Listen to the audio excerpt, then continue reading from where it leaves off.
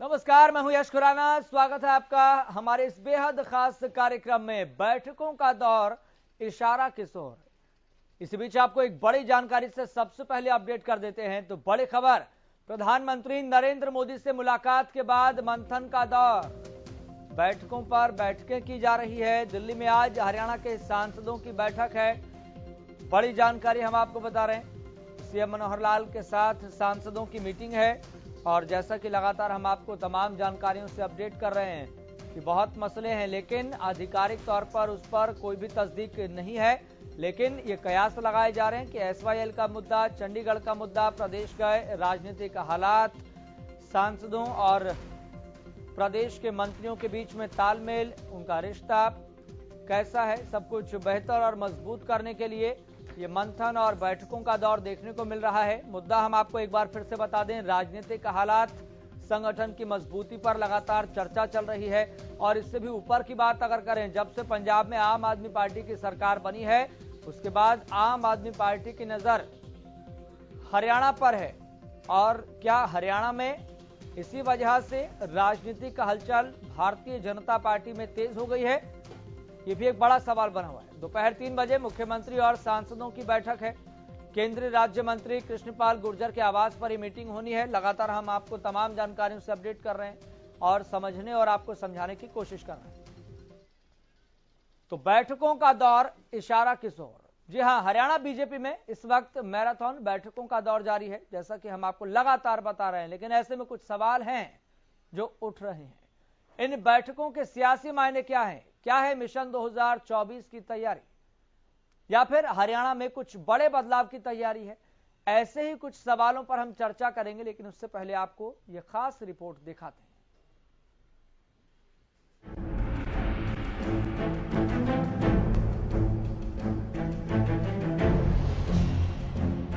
बैठकों का दौर, इशारा किस ओर।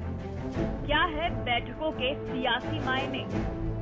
मिशन 2024 की तैयारी शुरू, चंडीगढ़ टू दिल्ली बैठकों का दौर। आखिर क्या है हरियाणा बीजेपी में बढ़ती सियासी हलचल का राज? बीजेपी की सेंटर लीडरशिप हरियाणा को लेकर कुछ ज्यादा ही एक्टिव नजर आ रही है। दिल्ली और चंडीगढ़ के बीच आवाजाही अचानक बढ़ गई है। खुद प्रधानमंत्री मोदी स्टेट लीडरशिप से मिल चुके हैं। ऐसे वक्त में जब सरकार अपना आधा कार्यकाल पूरा कर चुकी है, हरियाणा और दिल्ली में होती बैठकों ने सियासी पारा बढ़ा दिया है। मिशन 2024 से पहले सरकार को निकाय और पंचायत चुनाव की परीक्षा भी पास करनी होगी। अप्रैल आते ही बीजेपी में बैठकों का दौर तेज हो गया है। बीजेपी में बैठकों का दौर 2 अप्रैल पंचकूला में संगठन महामंत्री बीएल संतोष की जीत के आवास पर डिनर। 4 अप्रैल डिनर डिप्लोमेसी में शामिल हुए सीएम मनोहर लाल और सांसद। 7 अप्रैल पीएम मोदी ने दिल्ली में हरियाणा के सभी सांसदों से मुलाकात की। 8 अप्रैल दिल्ली में राव इंद्रजीत सिंह के आवास पर हरियाणा बीजेपी की बैठक। 8 अप्रैल सीएम मनोहर लाल और ओपी धनखड़ भी मीटिंग में शामिल होंगे। बीजेपी की ये मैराथन बैठकें आखिर हो क्यों रही हैं? बैठकों का मुख्य एजेंडा, मिशन 10 और मिशन 70 में जुटी बीजेपी 2024 में अपने दम पर हरियाणा में सरकार बनाना लक्ष्य।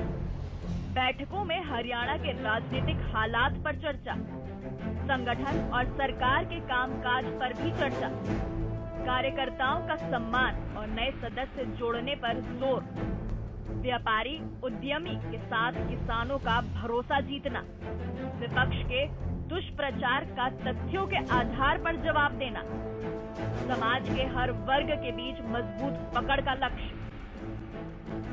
अचानक बैठकों का दौर शुरू होने से कयास शुरू हो गए हैं कि क्या हरियाणा बीजेपी मिशन 2024 में जुट गई है, या फिर यह पंजाब में आम आदमी पार्टी की जीत और हरियाणा की तरफ बढ़ते उसके कदम का असर है। राज्य में शहरी निगम और पंचायत के चुनाव भी पास ही हैं।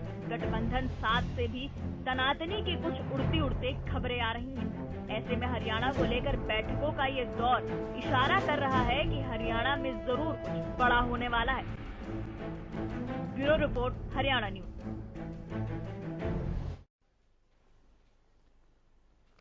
तो बैठकों के दौर के बाद जहन में कई सवाल आना लाजमी है, स्वाभाविक है। इसलिए हम ये सवाल पूछ रहे हैं कि बैठकों का दौर तो चल रहा है, लेकिन इशारा किस ओर है? तो इसी को हम जानने समझने की कोशिश कर रहे हैं। आपका मेहमानों से तारुफ हम करवा देते हैं। हमारे साथ इसी मसले पर चर्चा करने के लिए बीजेपी प्रवक्ता प्रोफेसर विधु रावल जुड़ गए हैं। सर, आपको बहुत बहुत शुक्रिया इस खास कार्यक्रम में जुड़ने के लिए। और हमारे साथ स्टूडियो में मौजूद हैं प्रोफेसर सुभाष सप्रा, जो कि राजनीतिक विश्लेषक हैं। सर, आपका बहुत बहुत शुक्रिया इस खास कार्यक्रम में जुड़ने के लिए। और लगातार इन बैठकों पर हमारे संवाददाता सुशील सिंह नजर बनाए हुए हैं, जो आप तक सबसे पहले अपडेट पहुंचाने की कोशिश कर रहे हैं। सुशील, सबसे पहले मैं आपका ही रुख करना चाहूंगा, फिलहाल अपडेट क्या मिल पा रहा है? निश्चित तौर पर देखिए 3 बजे का वक्त है और 3 बजे दिल्ली आवास कृष्णपाल गुर्जर जो केंद्रीय राज्य मंत्री हैं, इनके आवास पर यह बैठक होनी है।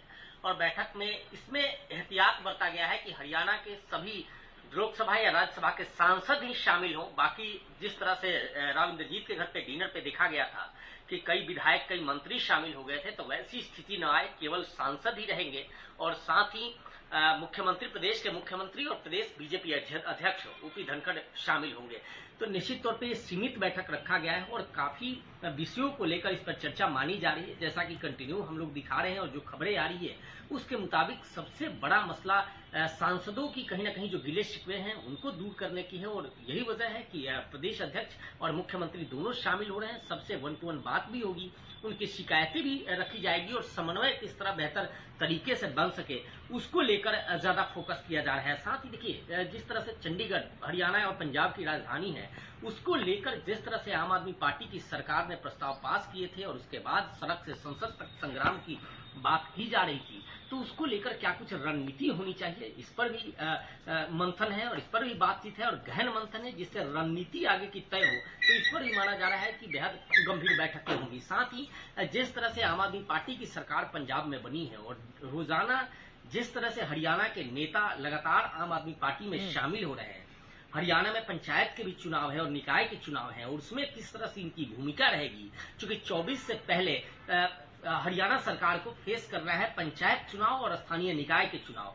तो इसको लेकर आम आदमी पार्टी कितनी बड़ी चुनौती होगी, मुकाबला कितना कड़ा होगा और इस मुकाबले में रणनीति क्या होगी, तो ये तमाम बिंदु और पहलू हैं जिसको लेकर यह बैठक मानी जा रही है। और 3 बजे इस बैठक की शुरुआत होगी। देखना है कि इस बैठक में क्या कुछ खास निकल कर सामने आता है। ठीक है सुशील, मैं आपके पास लौटूंगा। सुशील, मैं आपके पास लौटूंगा।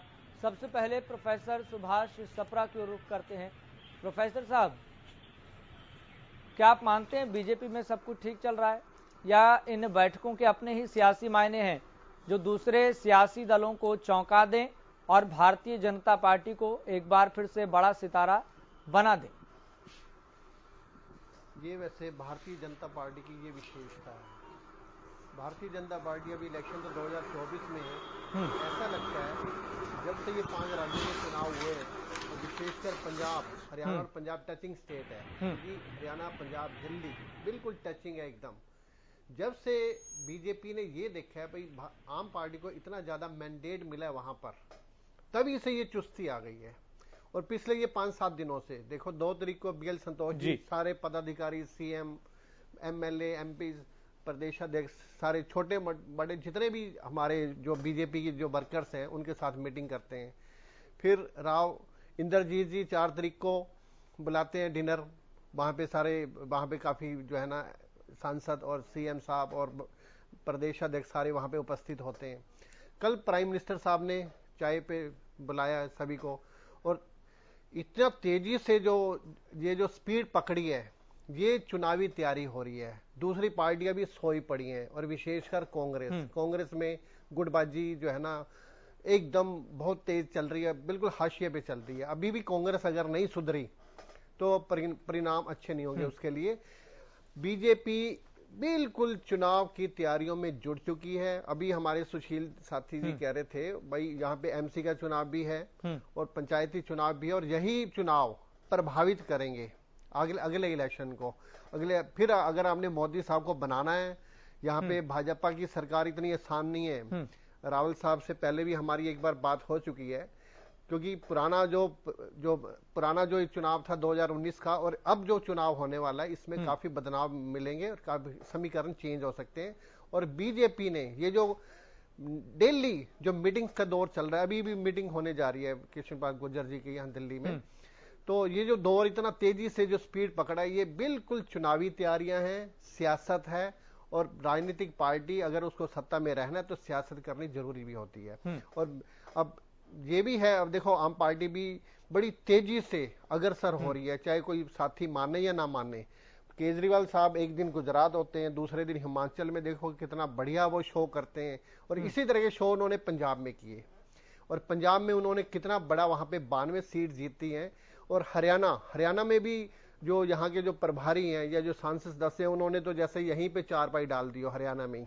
और दिल्ली जितने भी पुराने एमएलएज हैं या जो पुराने मंत्री भी हैं, पुराने कार्यकर्ता हैं, चाहे वो घर बैठे थे, इसको लेकर जवाब भी ले लेते हैं, उनको सबको जवाब भी ले लेते हैं कि प्रोफेसर साहब इस बात से कितना सहमत है। प्रोफेसर विधुरावल जी, आम आदमी पार्टी का हरियाणा में स्कोप और पंचायत और निकाय चुनाव क्या हरियाणा बीजेपी को परेशान कर रहे हैं कि आम आदमी पार्टी तो देखो कैसे 8-10 सालों में 54 क्षेत्रीय दलों से इतनी तेजी से आगे बढ़ी है कि सभी को पीछे छोड़ दिया। मैं क्षेत्रीय दलों के संदर्भ में बात कर रहा हूं, लेकिन आम आदमी पार्टी एक ऐसी पार्टी निकली जिसने 8-10 सालों में 54 क्षेत्रीय दल जो अलग अलग राज्यों में है पूरे देश में, उनसे तेजी से बहुत तेज डेवलपमेंट किया है और बहुत तेजी से उभरी है। क्या यही डर है जो बीजेपी को अभी से ही तैयारी करने पर मजबूर कर रहा है? देखिए, भारतीय जनता पार्टी विश्व की सबसे बड़ा राजनीतिक दल है। हम लोग निरंतर 24 घंटे हफ्ते के 7 दिन, सप्ताह के 7 दिन, माह के 30 दिन और 12 महीने चलने वाला संगठन है। हम निरंतर काम करते हैं, निरंतर चिंतन करते हैं और चिंतन से जो अमृत निकलता है उसका हम क्रियान्वयन करते हैं। तो ऐसा कहना कि अभी कोई विशेष कोई ऐसी परिस्थिति हुई है, ये ठीक नहीं है। हम निरंतर चलने वाले लोग हैं और उसके साथ साथ हमारे एक रेगुलर एक्सरसाइजेज हैं। हम लोग संवैधानिक तौर पर तो चलते ही हैं, साथ साथ हमने इस प्रकार की परंपराएं बनाई हुई हैं। बैठक और बैठक के अंदर चिंता और चिंतन किन विषयों पर हो, वो जन कल्याण के विषय रहते हैं। भाजपा से महत्वपूर्ण भारत का जन कल्याण होना, भारत के आम जन का कल्याण होना है। हमारा लक्ष्य, आपने पूछा था, हमारा लक्ष्य जन कल्याण का है, हमारा लक्ष्य गरीब उत्थान का है, हमारा लक्ष्य भारत को परम वैभवता के शिखर पर पहुंचाना है और उसके लिए हम निरंतर काम करते रहे हैं, करते रहेंगे। अभी अंबेडकर जयंती के इस पखवाड़े में हमारे सेवा कार्यक्रम निरंतर चल रहे हैं, उनकी समीक्षा भी करनी है। और जितना बड़ा दल भारतीय जनता पार्टी है, जितना सेवा के कार्य बहुत सारे करते रहे हैं हम, और आगे की किस प्रकार से योजनाएं रहनी है, इनको लेकर भी बहुत सारा विचार विमर्श इन बैठकों में हुआ है। इसमें किसी एक राजनीतिक दल के बारे में सोचना कि उसके कारण हो गया, इसके कारण हो गया, मुझे लगता है ये उपयुक्त नहीं है। आपने चुनावों की बात कही, जरूर पंचायती राज चुनाव भी हैं, निकाय नगर परिषद के चुनाव हमारे सामने हैं और उन चुनावों में भी भारतीय जनता पार्टी बेहतर प्रदर्शन करने वाली है, बहुत अच्छा प्रदर्शन करने वाली है। लेकिन प्रोफेसर साहब, अभी तक जितनी बैठकें हुई है कोई निष्कर्ष निकल पाया क्या? अभी तक जितनी बैठकें हुई है कोई निष्कर्ष निकल पाया क्या? हाँ, देखिए 6 अप्रैल 1980 जब से भारतीय जनता पार्टी का जन्म हुआ और उससे पहला अवतार जो राष्ट्रीय जनसंघ था, तब से जब से बैठकें हुई हैं, उनके निष्कर्ष निकलते निकलते ही तो हम विश्व की सबसे बड़ी पार्टी बने हैं। उसका निष्कर्ष निकलने के बाद ही तो हम जनता की आकांक्षाओं की और आशाओं की पूर्ति कर पाए हैं। उसके निष्कर्ष निकलने के कारण ही तो हम आज जन स्वीकार्यता के तहत एक जन आंदोलन बनकर खड़े हो गए हैं। ये उनका निष्कर्ष ही तो है। आप किस निष्कर्ष की बात कह रहे हैं मैं नहीं समझ पा रहा। मैं आपको ये जरूर बता पाऊंगा कि हम एक सेवा संयंत्र हैं, बहुत बड़ी एक मशीनरी है हम, जो डेवलपमेंट की मशीनरी है। लोगों के चेहरे पर मुस्कान कैसे लानी है, जनता के बीच में किस प्रकार से जन कल्याण के कार्य कर रहे हैं, किस प्रकार से हैप्पीनेस इंडेक्स बढ़ाना है। स्पेसिफिकली हरियाणा की बात करें तो पूरे देश के अंदर सभी बड़े राज्यों में हरियाणा का हैप्पीनेस इंडेक्स सबसे अच्छा है। हरियाणा के अंदर रहने वाले लोग सबसे ज्यादा खुश रहने वाले लोग हैं, ये एक सर्वे के अंदर हमने देखा। इसके साथ ही कैसे ईज ऑफ लिविंग हमने उस पर काम किया है, ईज ऑफ डूइंग बिजनेस पर हमने काम किया है, किस प्रकार किसान कल्याण करना है, किस प्रकार श्रमिक का उत्थान करना है, हम निरंतर उस पर काम कर रहे हैं। आप किस निष्कर्ष की बात करें, अगर स्पेसिफिकली बताएं तो मैं उसका जवाब दूं। का संदर्भ इस और मैं पूछ रहा था कि जो सांसदों और प्रदेश के मंत्रियों के बीच में तालमेल को लेकर जो कमी देखी जाती रही है, जो बात भीतर खाने से सामने आती रही है कि मन में कुछ खटास है, गिले शिकवे हैं, वो दूर हो पाए या नहीं हो पाए? नहीं, ये ऐसी अगर कोई समाचार आप तक पहुंचता है तो मुझे लगता है आपको अपने समाचार स्रोत का एक बार दोबारा से चिंतन करना चाहिए।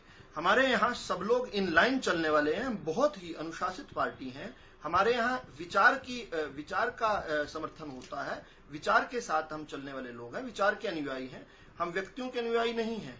यहाँ पर सब लोग भारत को परम वैभवता के शिखर में पहुंचाना, परम वे भवन ने तुम्हें तत्स्वराष्ट्रम समर्था भवत्वाशिषाते वृषम, इस मंत्र को लेकर सबका साथ और सबका विकास किस प्रकार से हो और उसमें सबका विश्वास और सबका प्रयास कैसे शामिल हो, इस पर काम करने वाले लोग हैं। अगर आपको ऐसा कोई कहता है कि कोई तालमेल या समन्वय की कमी है तो मुझे लगता है कि फिर वो कहीं और किसी और पार्टी के बारे में कह रहा होगा।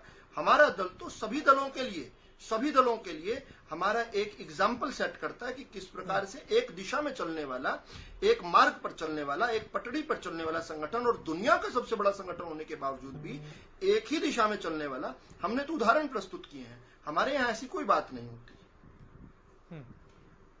प्रोफेसर सुभाष सपरा जी। हाँ जी।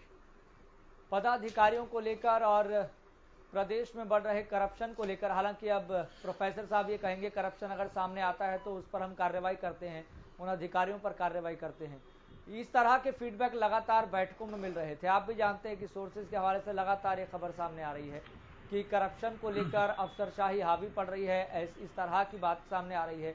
बैठकों का दौर है, बहुत सारे पॉइंट है, कोई एक बिंदु पर चर्चा नहीं है। लेकिन बात करें, क्या बीजेपी इस बात की भी तैयारी कर रही है? आप मानते हैं कि जेजेपी से अलग होकर कैसे हमें प्रदेश में और मजबूती के साथ 2024 में आगे बढ़ना है? क्या अलग राहें तय करने की भारतीय जनता पार्टी कोशिश कर रही है? क्या समझा जाए इन बैठकों के जरिए? भाजपा देखो, इन्होंने पिछले चुनाव में भी 2019 में 80 का नारा दिया था और ये 40 पर सिमट गई।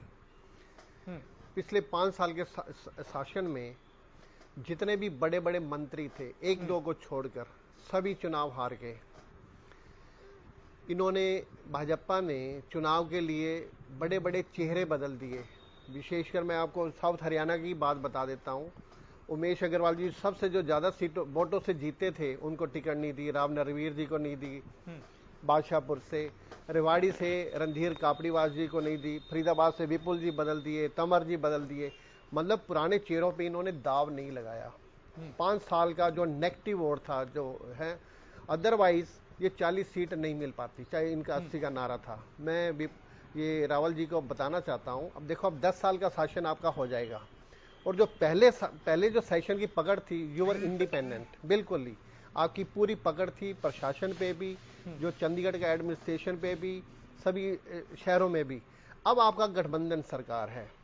गठबंधन मीन अभी ये भी हम तो न्यूज़पेपर्स में भी पढ़ते हैं भाई, जो अधिकारी हैं वो एमएलए का जो है ना फोन भी नहीं उठाते, और कई बार सीएम साहब आदेश भी देते रहे हैं भाई हम उनके विरुद्ध कार्रवाई करेंगे अगर वो कोड ऑफ कंडक्ट, उसमें जो है ना प्रोटोकॉल भी है भाई, अगर एमएलए आता है वहां पे आपके ऑफिस में तो आपकी ड्यूटी बनती है आप उसको अच्छी तरह से रिस्पेक्ट दें जो होनी चाहिए। ऐसे समाचार भी मिलते रहे हैं ये। तो वो जो पुरानी जो पकड़ है वो दोबारा आपको इस गठबंधन सरकार में नहीं मिल पाई। साथ साथ अब ये 10 साल के शासन में उधर से ये भी मानना पड़ेगा, देखो आप यू आर ए प्रवक्ता, आप जो है ना अपनी पार्टी से हैं। आम पार्टी का जितना तेजी से यहाँ पे बढ़ना, और अभी और दूसरा कांग्रेस भी पूरे जोरों से अब आ रही है, उसको वो भी डेली विरोध कर रही है, चाहे जितने भी मुद्दे हैं, सामाजिक मुद्दे हैं, चाहे महंगाई का मुद्दा है। से अलग हटकर अपनी राहें खुद तय करना, खुद को मजबूत करना, 2024 में एक ऐसी तस्वीर बने जहां पर केवल भाजपा दिखे, इस पॉइंट से आप सहमत हैं क्या? मैं बिल्कुल सहमत हूँ। ये जो जितनी जो एक्टिवनेस है ना, ये भाजपा को स्ट्रॉन्ग करेगी, ऐसी बात नहीं है, क्योंकि दूसरी पार्टी कमजोर है बिल्कुल ही, और जनता को भी विश्वास है। ऐसे तो नहीं बार 10 के 10 सांसद आ जाते हैं, दोबारा सरकार बन जाती है। मैं और जो ये सवाल भी पूछूंगा क्योंकि मेरे सहयोगी सुशील भी कुछ सवाल पूछना चाह रहे हैं प्रोफेसर विधु रावल से। सुशील, ओवर टू यू। बिल्कुल राहुल साहब, बड़े अच्छे ढंग से आपने सवाल किया यश, और कि किस तरह से गिले शिकवे की इन्होंने सोर्स पे सवाल खड़ा कर दिया। जरा इनको मैं ध्यान दिलाना चाहूंगा कि यहीं गुरुग्राम में नितिन गडकरी जी आए थे और पंचगांव पे करीब 800 करोड़ के परियोजनाओं का शिलान्यास था, और वहां पे राव इंद्रजीत भाषण दे रहे थे। उन्होंने मंच से सरेआम वीडियो आप देख लीजिएगा राहुल साहब, मैं था वहां पे मौजूद। उन्होंने सामने मंच से कहा कि मुझे पता है कि लोग कहते हैं और हमारे बीच में कहीं ना कहीं गैप्स है मुख्यमंत्री को, तो हम चाहते हैं कि वो गिले शिकवे दूर करके 2 कदम मैं आगे बढ़ता हूं और 2 कदम आप आगे बढ़े। और ये मंच पे वीडियोज है, मैं आपने सोर्स की बात की थी तो मैं वहां मौजूद था, और मुख्यमंत्री भी उठे थे और राव इंद्रजीत भी आगे बढ़ के दोनों ने हाथ मिलाया था। आपने गिले शिकवे की बात की, कई ऐसे मामले आए हैं सामने। आप ब्रिजेंद्र सिंह का भी जिक्र कर सकते हैं कि जो अभी हाल ही में वीरेंद्र सिंह डुमरखा ने जिस तरह से रैली की और जितने भी पोस्टर्स दिए गए, जितने एडवर्टीजमेंट दिए गए, कहीं बीजेपी का नामो निशान नहीं था। कई लोग सभी पार्टियों के शामिल हुए, हालांकि आपके तरफ से कहा गया, बीजेपी ने कहा वहां पे कि नहीं वो उनका निजी कार्यक्रम था, जन्मदिन था, लेकिन बीजेपी के इतने लोग शामिल होते हैं, बीजेपी का सांसद कोई इतना बड़ा कार्यक्रम करता है और उसमें पार्टी नेताओं के कहीं पोस्टर बैनर नहीं होते। इसे रावत साहब क्या कहेंगे? राव इंद्रजीत का खुद में मौजूद था, उन्होंने इस तरह की बात की। आज भी हर तरह से जब भी हम सवाल पूछते हैं मुख्यमंत्री से या सांसदों से, तो ये बात साफ निकल कर आती है कि समन्वय की आवश्यकता है, चाहे वो सांसदों के बीच और मुख्यमंत्री के बीच हो, यानी प्रदेश सरकार और केंद्र सरकार में जो राज्य मंत्री हैं हरियाणा से, उनके बीच में भी समन्वय की काफी जरूरत है। और शायद मुझे लग रहा है कि यही वजह है कि आज की जो बैठक है, उस बैठक में बाकी लोगों को वहां से दूर रखा गया है और केवल जितने भी, चाहे वो लोकसभा सांसद हो या राज्यसभा सांसद हो भारतीय जनता पार्टी के हरियाणा के, उनको ही बुलाया गया है। जी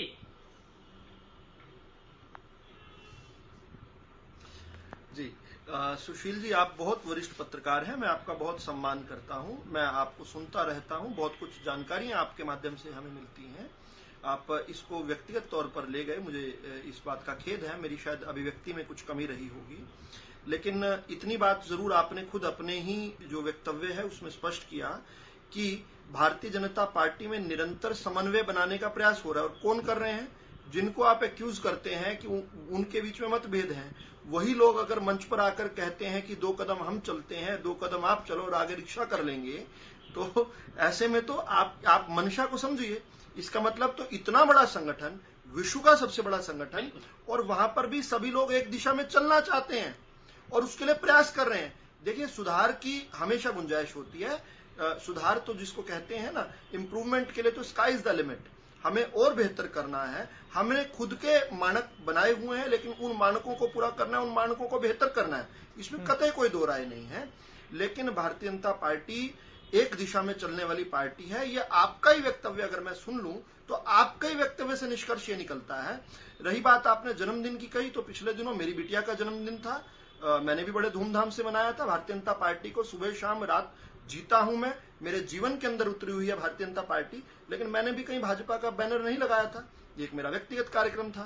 तो ऐसा कहना कि भाई उसके जन्मदिन पर क्यों नहीं लगा और उसको उसकी खुशी के दिन पर क्यों नहीं लगा, उसकी एनिवर्सरी पर क्यों नहीं लगा, मुझे लगता है ये थोड़ा ज्यादा इसको करना होगा।